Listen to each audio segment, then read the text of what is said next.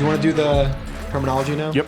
Let's hear it. Okay, there's a lot of terminology. I need help with this. Okay, so tell me if there's anything I missed. We're going to do our Dune Part 2 terminology breakdown for you guys so you can use this information to help you understand anything you might have missed.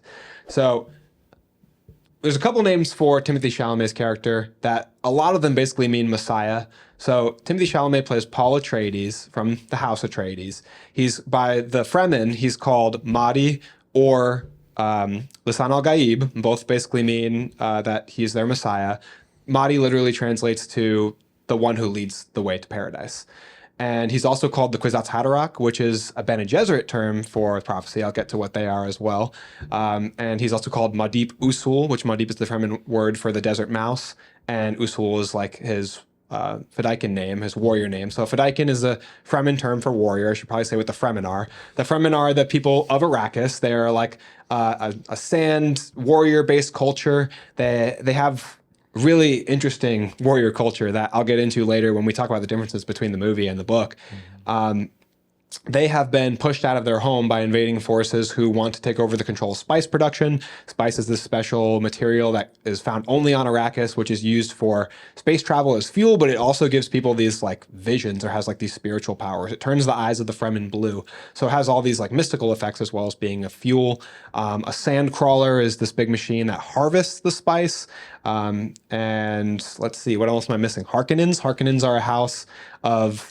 In the book, they're originally like red-headed and pale, but in the movie, they're pale and bald, and they're like another animalistic, brutal warrior culture to contrast the Fremen, and they're put in charge of controlling spice production on Arrakis by the Emperor. The Emperor is the head of this big intergalactic force that controls like the galaxy and the entire world in the Dune universe. And then there's these several houses that are kind of underneath him, including Atreides, Harkonnen, and others.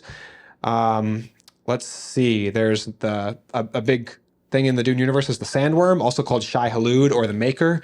It's a giant beast of a worm, basically, that tunnels through the ground by using these vibrations to soften the sand so it can move through the sand like water.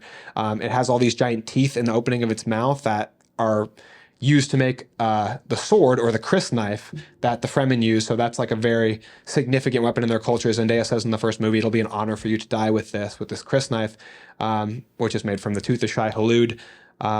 Let's see, still suits. Still suits are worn by the Fremen, originally made by the Fremen, but then the Harkonnen have their own as well. That it's used to survive in the harsh climate of Arrakis. It recycles your body's water so that you can use your same water for days and survive in the desert because Arrakis is so hot, and it's obviously a desert planet, so it's all sand. There's not water for you to drink.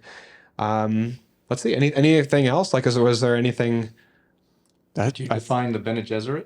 That is a good one. Good job. Thank you. So the Bene Gesserit is this group of females that control society from the shadows. Mm-hmm. They're kind of like witches. They have a power called the voice, which we'll get into later, how it's similar to the force, because it allows you influence over other people's minds. When they master like the pitch of their voice, they can give commands that people have to obey. And really one of my favorite things about this movie, now that we're getting into the plot, is the increased focus on the Bene Gesserit culture and the Fremen culture. Because in this movie, although it's mentioned in the first movie, we get to see in Dune Part 2 how the Bene Gesserit go about controlling society from the shadows. They go through so much. They're interbreeding between different houses. They're getting their women impregnated by the Harkonnens or the Atreides in order to... and they also have all these other mystical abilities, like they can control their bodies really well. We see in the movie Rebecca Ferguson's character, the Reverend Mother, Lady Jessica. She, so that's another term too, Reverend Mother. There's a couple of Reverend Mothers throughout the movie. Yeah, the Reverend Mother they have all the memories of the past Reverend Mother, so it's a high spiritual position. But in the movie, we see how she can convert a poison into her body to make it non-lethal, but they can also convert a baby in their womb to change its gender. So they generally create women to have more Bene Gesserit and continue on the line. That's why they interbreed the houses to make more Bene Gesserit women. So that's where we get the scene in this movie where one of the Bene Gesserit, Lady Margot, I think is her name, she impregnates herself with Fade Rotha's baby, Austin Butler. And so like they're basically creating these lines down and down to like continue the control of the Bene Gesserit. But in Lady Jessica's case, she made a son. She made her baby a boy because Leto Atreides wanted a son and an heir. So she basically like broke Bene Gesserit law in an effort to give Leto what he wanted, but also to fulfill the prophecy. The Kwisatz Haderach is a prophecy of the Bene Gesserit, this being that they will eventually bring about through their interbreeding through years and years, who is like essentially the chosen one who will unite space and time and everybody across the universe and like make everything better. And so she thinks that this is going to be her son. That's why she made Paul, part of the reason. And the queen mother bee of the Bene Gesserit like resents her for doing this, and that's why we get that scene in the first movie where she puts Paul's hand in the box, and we get the awesome line from Rebecca Ferguson where she says, "Fear is the mind killer." There's got to be so much more terminology that I'm missing though. I feel like That's got to cover most of it, though. That's so much. A good synopsis of the Dune. That's the Cliff Note version. Yeah. That's sad. That's the Cliff Note version, by the way. Like, there's ornithopters, and that's they fly those interactive. Sound was so good. I'm sorry. There's so much good stuff.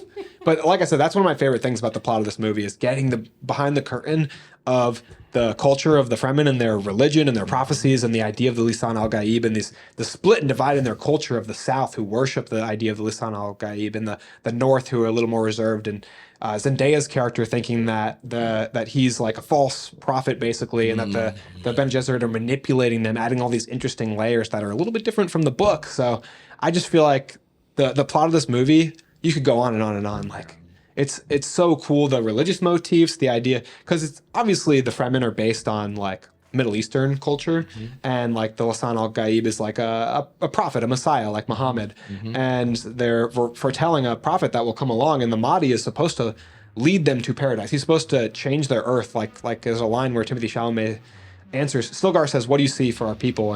And Paul says, I see green and water. Like he's going to lead them to paradise. Their world is like a hellscape. It's too hot to be outside. They have to wear hoods. They have to wear still suits. So they're believing that he will fix their world. But on the other hand, there's the contradicting idea that he's a false prophet utilizing the Fremen's belief in him in order to exact revenge and take power, which is what he's trying to fight for the first half of the movie until he drinks the water of life from baby Shai Hulud.